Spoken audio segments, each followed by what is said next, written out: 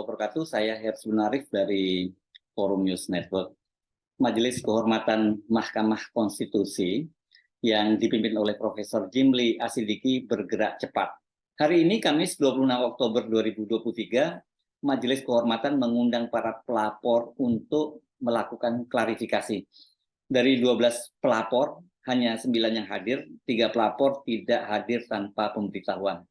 Yang sangat menarik setelah mendengar klarifikasi dari pelapor, Majelis Kehormatan Mahkamah Konstitusi, dalam hal ini ketua majelisnya yakni Profesor Jimli Asidiki memberi isyarat akan memprioritaskan pemeriksaan laporan yang disampaikan oleh ahli hukum tata negara Profesor Denny Indrayana. Ini karena konsekuensi hukumnya itu berkaitan dengan sah tidaknya pencawapresan Gibran Rakabuming Raka putra Presiden Jokowi. Sebab jika terbukti Ketua Mahkamah Konstitusi Anwar Usman melanggar Undang-Undang Kekuasaan Kehakiman, maka putusan Mahkamah Konstitusi nomor 90 yang meloloskan Gibran menjadi calon wakil presiden itu dibatalkan, dan dengan begitu Koalisi Indonesia Maju harus mengajukan calon wakil presiden pengganti. Profesor Denny Indrayana melalui Kantor Hukum Integrity Law melaporkan Ketua Mahkamah Konstitusi Anwar Usman berkaitan dengan putusan Mahkamah Konstitusi nomor 90 yang meloloskan Gibran Rakabuming sebagai calon wakil presiden. Dalam penilaian Denny Indrayana sangat jelas terdapat pelanggaran Undang-Undang Kekuasaan Kehakiman yang diatur pasal 17 ayat 5 dan 6. Dalam pasal 17 ayat 5 disebutkan seorang hakim atau panitera wajib mengundurkan diri dari persidangan apabila ia mempunyai kepentingan langsung atau tidak langsung dengan perkara yang sedang diperiksa, baik atas kehendaknya sendiri maupun atas permintaan pihak yang berperkara. Pasal 17 ayat 6 berbunyi, dalam hal terjadi pelanggaran terhadap ketentuan sebagaimana dimaksud pada pada ayat 5, putusan dinyatakan tidak sah dan terhadap hakim atau panitera bersangkutan dikenakan sanksi administratif atau dipidana sesuai dengan ketentuan perundang-undangan. Dengan argumen tersebut, dalam sidang klarifikasi tadi pagi, Denny Indrayana memohon kepada Ketua Majelis Kehormatan untuk mempercepat proses pemeriksaan karena ini berkaitan dengan tahapan proses pencapresan yang telah diatur oleh Komisi Pemilihan Umum. Izin yang mulia, izin bicara Denny Indrayana. Oh iya, boleh, silakan. Yang mulia, dengan segala hormat, izin menyampaikan terkait dengan jadwal yang mulia. Salah satu pertimbangan ada kerugian kami sebagai perseorangan maupun sebagai yang concern dengan kepemiluan ini adalah tentu kaitannya dengan pemilihan presiden 2024. Saya baru saja membuka lagi jadwal yang mulia, dan jadwal yang terkait dengan pemeriksaan etik ini adalah pengusulan bakal pasangan calon pengganti di KPU. Tahapannya itu yang mulia, kalau menurut jadwal yang kami baca adalah 26 Oktober, hari ini sudah bisa ada calon pengganti, hanya sampai tanggal 8 November yang mulia. Dan itu artinya hanya kalau kita berhitung hari kerja dari sekarang sampai tanggal 8 November, itu hanya ada, saya tadi hitung 10 hari kerja. Saya tidak tahu apakah ini akan menjadi pertimbangan yang mulia, tentu saja. Tapi salah satu kenapa kami punya maksud untuk, tadi kalau yang mulia mengatakan serius, hadir, salah satu yang menjadi perhatian publik dan pertanyaan publik adalah, apakah ada gunanya pemeriksaan ini? Karena concern kami dengan putusan 90 yang kontroversial itu sebenarnya adalah keterkaitannya dengan pasangan calon di Pilpres 2024, dan waktu terakhir untuk mengajukan penggantiannya adalah 8 November yang 10 hari kerja dari sekarang. Karena itu tentu dengan kebijakan yang mulia, dengan kewisdoman yang mulia, kami hanya ingin menyampaikan mohon dipertimbangkan dengan waktu yang terbatas ini, apakah memungkinkan kita melaksanakan dengan cepat, dan tentu saja akhirnya banyak hal yang harus diakselerasi, termasuk pemeriksaan-pemeriksaan, seandainya memungkinkan keterkaitannya dengan masa pendaftaran pengganti tadi yang berakhir di 8 November 2023. Demikian Yang Mulia. Terima kasih. Menanggapi permohonan Denny Indrayana, Ketua Majelis Kehormatan Mahkamah Konstitusi, Profesor Jimli Asidiki menyatakan akan membahas masalah tersebut dengan anggota Majelis Kehormatan lainnya. Baik, jadi nanti jadwal sudah sulit ini. Kami ini kan baru dilantik kemarin. Saya ini sudah dihubungi bulan lalu. Sudah saya nggak mau, saya bilang jangan saya, yang lain aja. Tapi saya diminta lagi. Alasannya ya kan saya nggak nyalon lagi. Ya sudah, karena memang saya punya beban sejarah. Kita bikin MK ini bukannya gampang. 5 tahun pertama itu dimarah-marahin semua orang. Itu loh. Nah, dapat gedung ini juga setengah mati, apalagi gedung sebelah. Ya, gitu. Jadi kami sebagai rombongan generasi pendiri nggak tega ini membiarkan. Cuma kan saya sudah bilang ini minta lagi. Mungkin di internal MK juga banyak pertimbangannya, sehingga kami baru dilantik kemarin. Nah gitu loh. Nah jadi ya sudah, apa yang sudah terjadi nggak usah disesali. Yang penting kita cepat ini kerjain ini. Makanya hari ini langsung kita bikin rapat, dan bahkan kita terabas sedikit. Itu kan yang sidang pendahuluan itu. Kita terabas sedikit. Dan lebih penting lagi untuk mengelola opini publik, kita bikin terbuka. Coba saudara pelajari itu PMK. Itu kan harus tertutup. Gitu. Nah, tapi dengan kesepakatan Anda semua tadi, karena kalau tertutup atau terbuka pilihannya itu soal kerugian kepentingan yang dirugikan itu siapa? Itu sih termohon.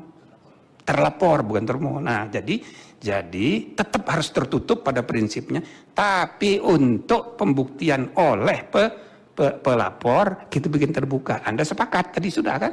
Nah, jadi ini kan soal kesepakatan. Hukum itu kan kontrak publik. Makanya Undang-Undang Dasar itu disebut kontrak sosial. Kesepakatan aja itu jauh lebih penting. Nah, kedua mengenai yang diminta oleh Pak Denny itu ya harus diterima, apa boleh buat gitu ya. Nanti kami rapatkan bagaimana way out-nya untuk misalnya yang rombongannya Pak pelapor Pak Denny dan kawan-kawan atau Integrity Law Office ini apa didahulukan atau dibelakangkan. Jadi mungkin karena sifat laporannya agak sedikit beda dengan yang lain. Misalnya yang saya baca itu mempersoalkan juga mengenai keabsahan putusan dan dengan kemungkinan putusan dibatalin berdasarkan Undang-Undang Kekuasaan Kehakiman. Ntar dulu soal benar salahnya, tapi itu yang antara lain yang dipersoalkan. Nah kalau begitu bisa aja didahulukan. Siap gak Anda datang ke Jakarta nih, cepat besok berangkat? Yang Mulia, kami siap untuk membuktikan dan siap untuk menyelamatkan bersama-sama dengan Yang Mulia Mahkamah Konstitusi. Yang Mulia, kita selamatkan sama-sama Yang Mulia, insya Allah. Oh siap ke Jakarta ya, segera cari tiket. Nah ini soal serius. Jadi kalau dengan Zoom begini terbatas, ya nanti you nunjuk tangan mau klarifikasi tapi nggak kedengeran. Ya datang aja. Dan ini juga menunjukkan kepada pelapor yang lain, masalah seserius begini jangan tidak datang. Begitu ya. Termasuk yang 3 tadi yang nggak hadir ini, itu patut dipertanyakan, serius sama nggak mereka ini. Kita mesti tegas. Kalau nggak serius, udah kita coret, gitu loh. Ya, nah jadi saya rasa itu nanti jadwalnya biar kami runding. Ya, yang penting kami minta saudara-saudara semua siap. Ya. Siap membuat sejarah. Jadi tinggalkan dulu urusan yang lain. Oke? Baik, kalau tidak ada lagi. Izin Yang Mulia. Ya silakan. Mengacu tadi pendapat Prof. Denny bahwa tanggal 8 November memang penentuan Capres-Cawapres.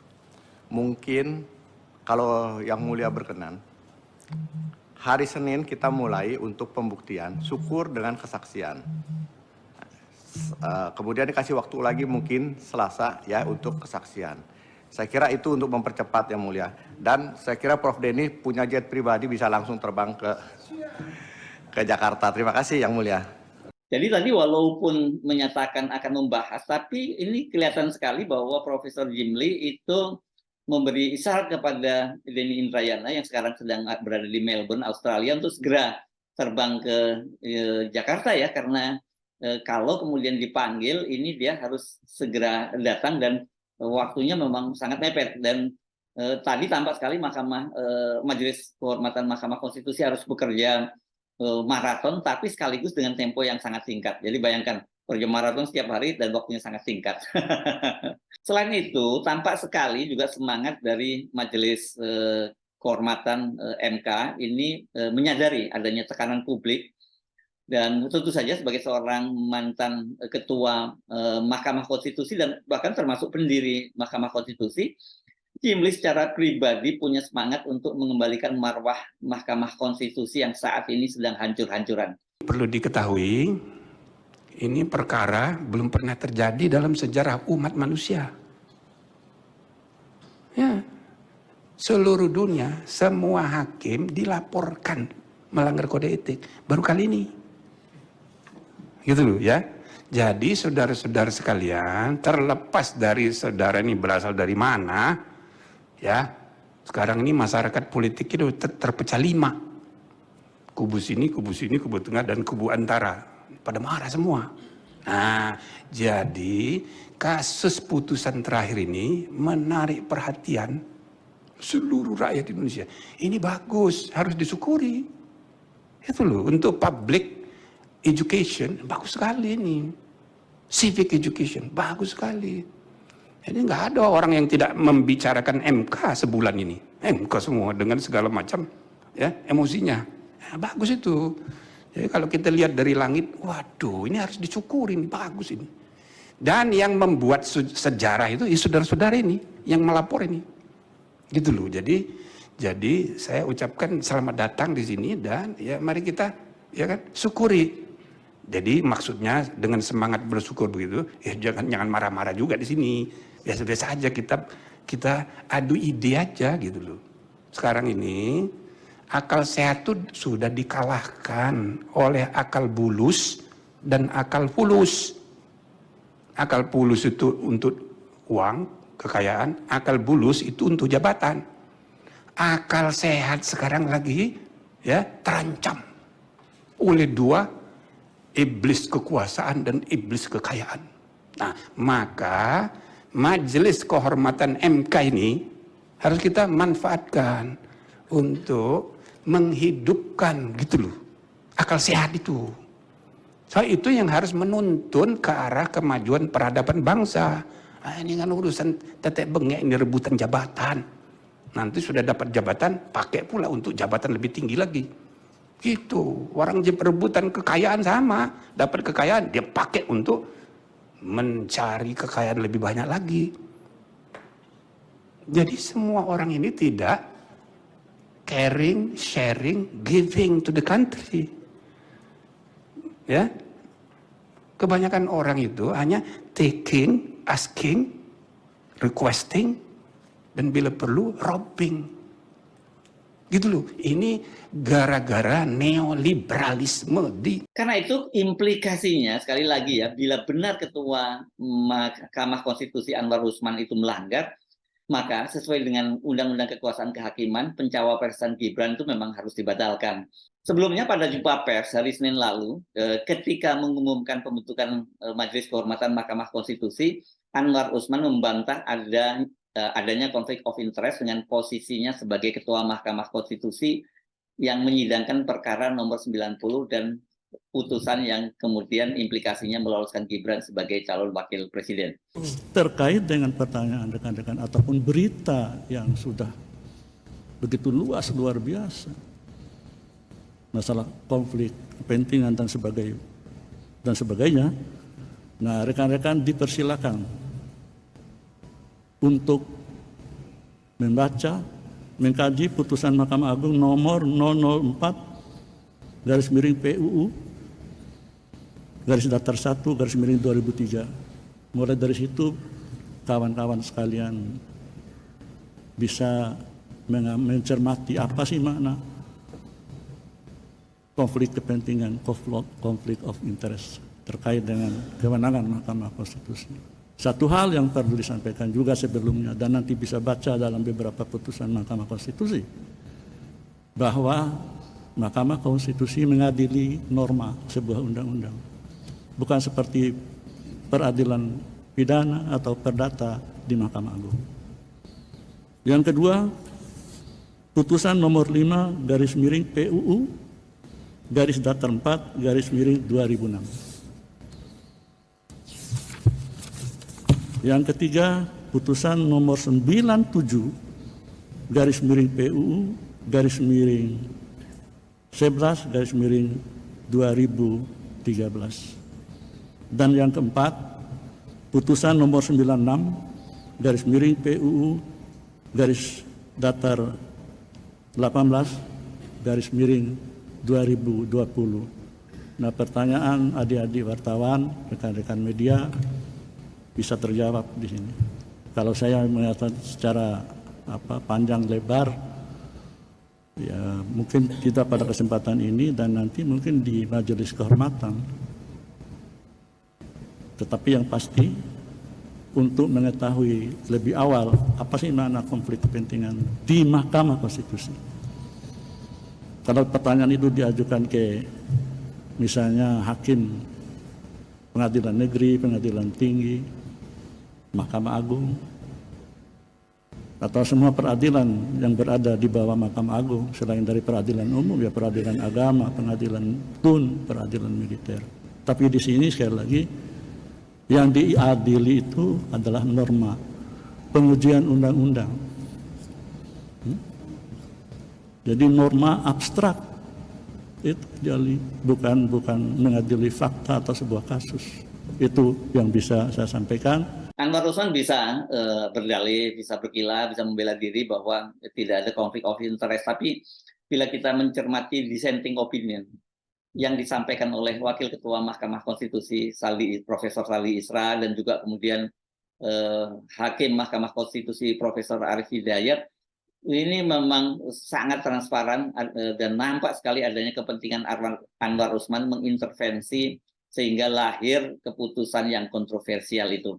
Profesor Saldi Isra mengaku bingung dan seumur-umur dia di Mahkamah Konstitusi baru sekali ini mengalami. Sementara Arief Hidayat itu saking sedihnya dia harus berkabung dan sampai setidaknya kemarin dia masih mengenakan kemeja hitam. Nah, sesuai jadwal persidangan Majelis Kehormatan Mahkamah Konstitusi ini akan dimulai pada Selasa 31 Oktober 2023. Artinya ini pekan depan.